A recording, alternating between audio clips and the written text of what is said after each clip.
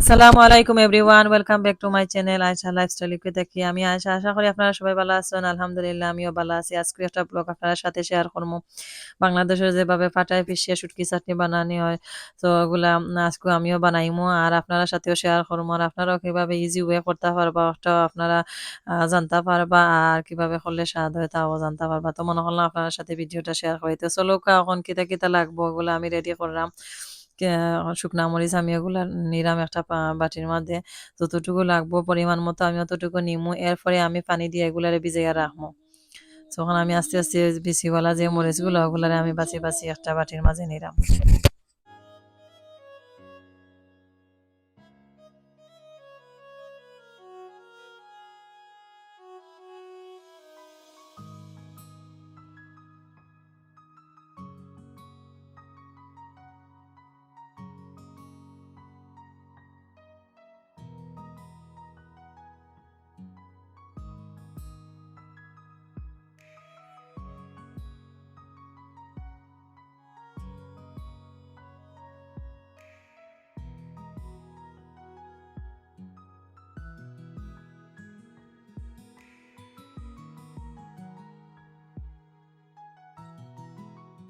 তো আমি মরিচগুলো এখন বাছিয়া লই নিছি একটা বাটির মধ্যে, আর শুটকিগুলারে আমি বালাটিকে ওয়াশ করিয়া একটা প্লেটও আমি নিছি।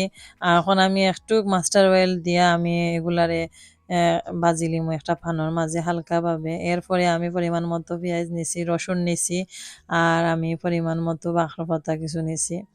তো একটু স্বাদটা একটু বাড়িয়া উঠে বাঁকড়া পাতাগুলা দিলে। রসুন পরিমাণ থেকে পরিমাণ মতো দিবা, একটু বেশি দিলে ভালো হয়। এখন স্মেলটা আরো বেশি করিয়া তুলে, স্ট্রং করিয়া তুলে। তো আমি এখন শুটকিগুলারে ভাজি লিমু। ভাজার পরে আমি আস্তে আস্তে ওগুলাও সবগুলা অনিয়ন এর মাঝে গার্লিক আর বাঁকড়া পাতারে হালকা একটা ভাজা দিলাইমু।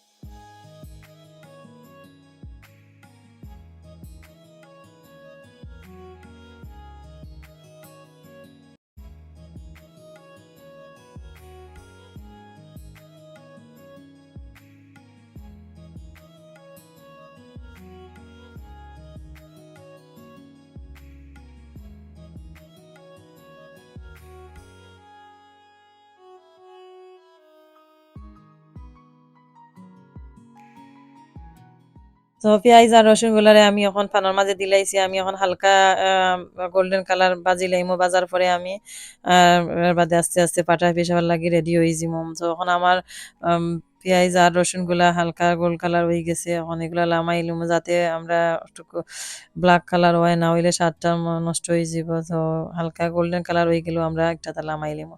যখন আমি রেডি করে লাইছি পাটায় পিষবার লাগি, এখন আস্তে আস্তে এক এক করে প্রথমে আমি শুটকির বালাটিকে পিষই। এখন শুটকি বালাটিকে না পিষলে শুটকির মাঝে যে গোছাগুলা এগুলা যদি মুখের মধ্যে লাগে তাহলে স্বাদটা বালা আইতো না। সো এগুলা লাগে আগে বালাটিকে শুটকিটারে বালাটিকে পিষা লাগবো। পিষার পরে এক এক করে তো আস্তে আস্তে সবগুলা পিষমু। এখন শুটকিটা পিষর অল্প অল্প, কারণ পাটাটা আমার একটু ছোট, সো এর লাগে অল্প অল্প করিয়া আরই একটা দেওয়া লাগে, নাইলে একটা বেশি লাগবো। পাটায় পিষা শুটকির ভর্তা আসলে করতে অনেক সময় লাগে, কিন্তু খাওয়ার সময় আমরা খুব মজা করেও খাইতাম পারি। আর খাওয়ার সময় আমরা যে কষ্ট করি এটা আর মনে হয় না, খাওয়ার স্বাদ পাইয়া আমরা একটা কষ্ট করা ভুলে যাই। আর এখন তো আমরা মডার্ন সময় আমরা কেউ এগুলা ইউজ করি না পাটা। সো এগুলা আগে মানুষে ইউজ করতা, তারা খাইতা, আসলে তারা স্বাদেও খাইতা আর খুব ভালোও খাইতা। মরিচ পিষা, হলুদ পিষা সবগুলা কত ফ্রেশ জিনিস, এগুলা শরীরের লাগেও ভালো আছে। তখন আমরা মডার্ন ওয়ে আমরা কত জাতের ব্লেন্ডার আমরা ইউজ করি, এগুলা করি আমরা সব ইউজ হয়ে গেছি। আর পাটায় পিষিয়া এগুলা আমরা এখন ভুলে গেছি অলরেন্ডের কথা। আবার সেই শখের বসেও একটা করেন, আর সেই স্বাদটা ফাইবার লাগিও, দেশের স্বাদটা ফাইবার লাগিও ফাটায় ফিসিয়া শুটকি ভর্তা অথবা শুটকির চাটনি বানানির চেষ্টা করেন। তো আমরা যারা বাসাত আছে আমরা একবার চেষ্টা করবো। আর দেশটাকে বিশেষ করে যারা আমরা আইসি ছোট থাকতে হয়তো আমার আমরা আম্মা, আমরা চাচি, দাদি তারা করছেন। সো অল্প হইলেও আমরা টেস্ট করছি, তো একটা স্বাদ আমরা মুখের মাঝে আছে। তো এর কারণে আমরা অনেক সময় ঘুরি ফিরি আবার চেষ্টা করি যে আমরা একটা দিয়ে একবার খাইয়া দেখি আমরা সেই ছোটবেলার স্বাদ দেশীয় স্বাদটা নিয়ে আমরা পাই। তো ইনশাআল্লাহ আপনারাও খাইবা, বাসায় যদি ফাটা থাকে তাহলে পিষিয়ে খাওয়ার চেষ্টা করবা। আর আজকেও আমরা ফাটা পিষা সুরকি চাটনি দেখি কি লয়, আপনারা শেষ পর্যন্ত দেখতে থাকবা।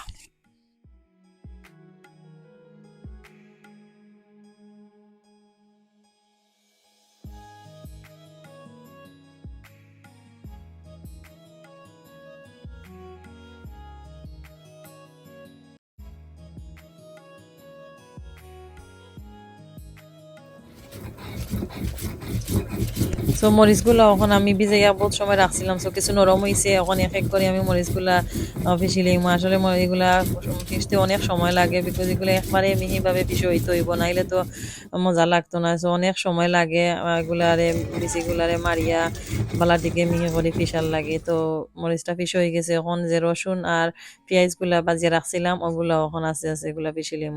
সো এগুলা পিষতেও তো সময় লাগে না, একটু সফট আছে, কুইক হয়ে যায়। একটু থোড়া সময় লাগে যে শুকনা মরিচ আর শুটকির মাঝে।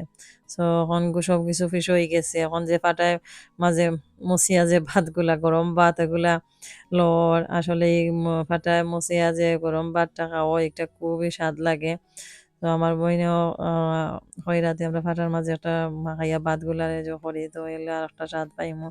তো এখন আমরা ভাতগুলারে গরম ভাতরে মাখাইছি শুটকির চাটনি দিয়া, আর আমরা খাইমু, সবে টেস্ট করমু প্রথমে কি লইছে পাটায় মাখা শুটকির চাটনির ভাত দিয়া। আর শুটকির চাটনিটা ওই ধোকা রেডি হয়ে গেছে।